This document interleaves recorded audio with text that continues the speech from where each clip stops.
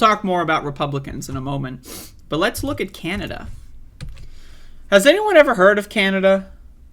I've heard of it a couple times. I'm not even really sure if it exists. But I heard this news story.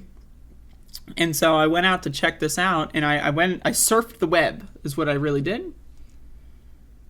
I surfed the web, and I found out, one, Canada actually exists. That's insane. But two, certain provinces in Canada are actually pretty cool. Canada trials decriminalizing cocaine, MDMA, and other drugs. Whoa. Canada has announced it will temporarily decriminalize the possession of small amounts of some illicit drugs in British Columbia. So this is just one province, not the entire country. The province asked for the criminal code exemption after overdoses claimed more than 2,000 lives in BC last year. This time-limited 3-year trial is the first of its kind in Canada. So let's be honest. So they're doing a 3-year trial. Let's be real. Chances are it's going to end and they're just going to renew it indefinitely. Let's be real. Adults will be allowed to possess a combined total of 2.5 grams of opioids, cocaine, methamphetamine, and MDMA. While those substances will remain illegal, adults found in possession for personal use will not be arrested, charged, or have their drugs seized. Instead, they will be offered information on available health and social services. They're just giving us some info. That's great. In its request to the federal government last year, BC said it asked for the drug laws exemption in order to remove the shame that often prevents people from reaching out for life-saving help.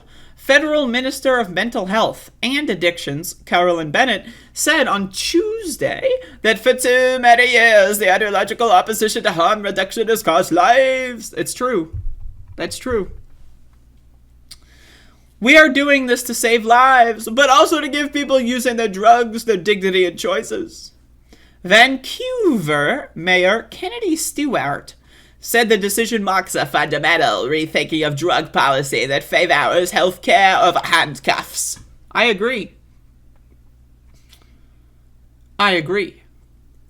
The Programme will run from 31 January 23 to 31 January 26. Let's be honest, 3 years. They're probably going to get all the info they need in the first 6 months, and then they're just going to renew this indefinitely.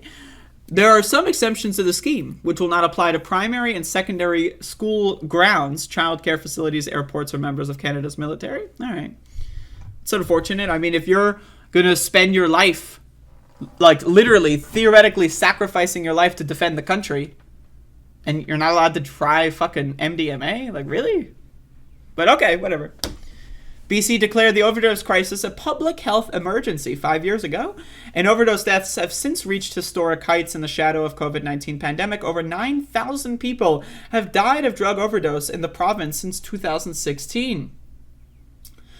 There have been growing calls for a shift in drug policy towards a public health approach from regions across the country. This has included support for some decriminalization from a number of public health officials, as well as the Canadian Association of Chiefs of Police. Ms. Bennett said the scheme in BC could become a template for other jurisdictions across Canada. In 2020, Oregon became the first U.S. state to drop criminal penalties for possession of some illicit drugs. Everyone moved to Oregon. The state saw a drop in drug arrests, though there has been debate as to whether it has I'm sorry, my dyslexia is kicking me in the face. It's prompted more drug users to seek help for their substance use. Canada legalized the use of recreational cannabis for adults nationwide in 2018. So, I obviously am a proponent of legalizing all drugs. Yes, all drugs, even the bad ones. My opinion, if alcohol is legal and they advertise it on TV, guess what? Cocaine should be legal and advertised on TV. A lot of people get into these drug habits, right? because they don't know what they're doing. Education is hard to come by. People, maybe they just want to get a high or something. Maybe they're going through a dark period. All of a sudden, they're addicted to fentanyl, right? Illegal drugs also bring about, again, cocaine being laced with fentanyl, right? Meth being laced with fentanyl, an extremely deadly substance in extremely small doses. People will go, oh, I used to do cocaine back in the 80s. I'm a little, COVID's gotten me down. Let's go get some cocaine and, just speed up the lockdown. Then they get cocaine laced with fentanyl and they die. But if cocaine were legal and you knew what you were buying, that kind of thing would not happen. One of the things that results in a lot of overdose deaths is people, again, being shamed away from the system. If you are addicted to something and you want help and you ask for help and then they go, oh, you're an addict, and they throw you in jail, people aren't going to want to get help, right? But again, this also goes with a lot of these other drugs like MDMA. Do you really need help if you're using MDMA? Let's be honest. I mean, maybe it's possible. But again, my opinion, if we're going to legalize alcohol, if alcohol, one of the most deadly substances in human history, alcohol that kills hundreds of thousands of people every year, if we're going to legalize alcohol, then come on now. If people want to try cocaine, let them try cocaine. Personally, not that interested. But if someone wants to try it, they should be allowed to, because I think adults should be allowed to put whatever they want in their body. If people are allowed to eat sugar, you should be allowed to smoke a cigarette. And if you're allowed to smoke a cigarette, you should be allowed to drink a coffee. And if you're allowed to drink a coffee, you should be allowed to try cocaine.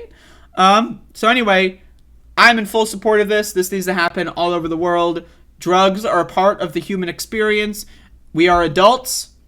Again, ban them on school grounds. That's fine. 5-year-olds should not be trying cocaine. That's pretty easy. I think everyone can agree to that. In the same way that 5-year-olds shouldn't be drinking shots of vodka or smoking cigarettes. But with cigarettes and alcohol, and in Canada, cannabis is legal for 18 and over, right? We've decided 18's the cutoff. So the idea that, if you legalize cocaine, then a 6-year-old's going to get it. I mean, okay, well, what about that same thing with alcohol? I don't know, man. So anyway, this is a great thing. This is going to help a lot of people. And if you live in British Columbia, hit me up. So anyway, there you go. Whoops, I pressed the wrong button.